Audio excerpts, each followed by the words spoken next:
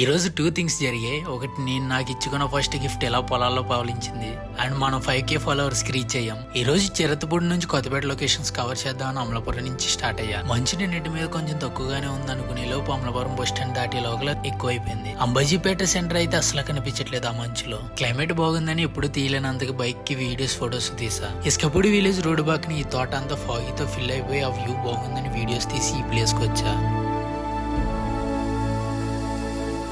మధ్యలో చిన్న తేట పని. అరటి తోటకి నీరు పెడుతూ ఈ అంకుల్ గారు పరిచయం అయ్యారు. వాళ్ళ తోటంతా మంచు కురుస్తూ భలే ఉందో మా అసలు. బైక్ మ్యాటర్ ఏంటంటే లొకేషన్ బాగుందని బైక్ వేసుకుని బ్రిడ్జ్ దాటి వెళ్ళిపోయా. ఇలా పెట్టి లొకేషన్ వీడియో తీసుకుని వచ్చేటప్పటికి మా వాడు కాలు జారి పొలాల్లో పడి పవలిస్తున్నాడు. మంచుతో మట్టి నానబడడం వల్ల స్టాండ్ నిలబడక అది ఫ్లిప్ కొట్టింది. బయటికి తీసాక ఎలా వాష్ చేద్దాం అనుకుంటూ హెల్మెట్ వాష్ చేస్తుంటే ఈ ఐడియా వచ్చింది నాకు. నువ్వు ఫాలో కొడితే నెక్స్ట్ వ్లాగ్తో కలుస్తా. బాయ్.